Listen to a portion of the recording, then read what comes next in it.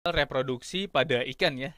Jadi ini ada foto. Ini foto apa? Ini adalah foto dari ikan cupang. Lagi ngapain? Lagi kawin. Jadi kalau ikan kawin tuh kayak gini ya kurang lebih ya. Ini si jantannya yang gede dan dia punya rumbai-rumbai sirip yang banyak ini ikan cupang. Jadi kalau misalnya ada di antara kalian yang pernah piara ikan cupang atau pernah ngadu cupang bahkan. Jadi yang diadu atau yang di piara itu biasanya adalah ikan cupang yang jantan ya karena dia yang punya rumbai-rumbai yang punya hiasan-hiasan banyak tuh si jantannya. Sedangkan si betinanya itu bentuknya ya relatif lebih plain ya, lebih lebih biasa aja gitu. Dia nggak banyak banyak rumbai-rumbai halus walaupun dia masih warna-warni gitu. Nah di sini si jantannya itu yang bagian sini kan. Si jantannya tuh dia ngapain? Si betinanya tuh dia ngapain? Terus ini gelembung-gelembung ini tuh apa ya? Ini bukan soda ya. Ini adalah gelembung-gelembung telur. Jadi di sini si jantan itu dia bakal eh, mendorong si betinanya biar ngeluarin ovum di sini. Jadi prosesi katakanlah mating pada ikan itu kurang lebih kayak gini. Pada ikan terutama ini ya, ikan yang ini si osteoichthys ini, ikan yang tulang keras, dia itu matingnya tidak melalui penetrasi. Jadi mating itu non penetratif. Atau kata lainnya adalah fertilisasi eksternal. Jadi maksudnya kayak gimana? Jadi si jantan dia tidak punya penis, si betina juga dia cuma punya kloaka doang gitu. Jadi di sini si jantan karena dia nggak punya penis, dia tidak bisa menginsersi pada si betinanya.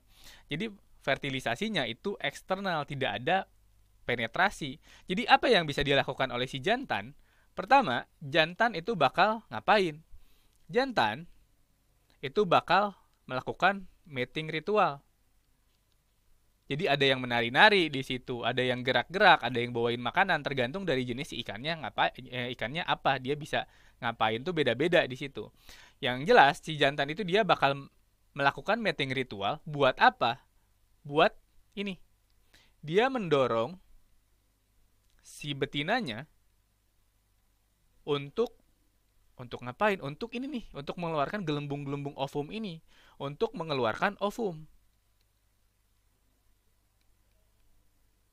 Gitu. Abis si betinanya dia udah mau ngeluarin ovum, si jantannya dia bakal ngedekat. Buat apa? Buat apa? Ya buat kawin, buat memfertilisasi itu. Jadi setelah ovum keluar, si jantan itu bakal keluarin sperma juga. Jantan mengeluarkan sperma untuk apa? Untuk membuahi atau fertilisasi ovumnya gitu, makanya dia harus dekat gitu. Dan hasil akhirnya adalah apa? Hasil akhirnya itu kurang lebih kayak gini. Nah ini ya, hasil akhirnya adalah telur yang sudah dibuahi di sini. Jadi di bagian dalamnya itu ada embrio, dia dibungkus oleh selaput membran.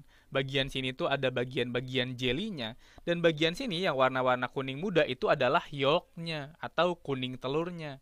Jadi di sini saya tulis telur itu dia terdiri dari embrio ditambah yolk atau kuning telur buat sumber energi, buat sumber pertumbuhan, energi yang dipakai buat pertumbuhan si embrionya gitu. Jadi si telur ikan itu kurang lebih apa aja komponennya, yaitu si embrio dan yolk. Di bagian sini ada jelly-jelinya, bagian sini ada membrannya. Oke, itu kurang lebih apa ritual atau mating dari si ikan yang osteoichthys ya. Sedangkan pada ikan yang kayak hiu atau chondroichthys dia agak beda. Kenapa? Karena gini. Nah, ini apaan nih? Ini bagian apa nih? Ini apaan kayak gini? Jadi ini adalah hiu. Bagian bawahnya di dekat sirip belakangnya itu ada bagian tonjolan ini nih. Nah, si tonjolan ini itu disebut sebagai clasper. Clasper itu dia ekivalen dengan penis pada hewan kayak mamalia atau reptil ya. Jadi si clasper ini adalah organ penetratif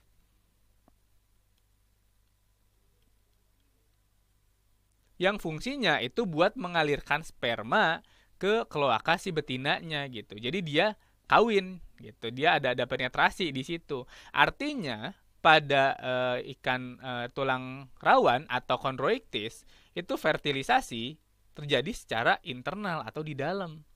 Fertilisasi.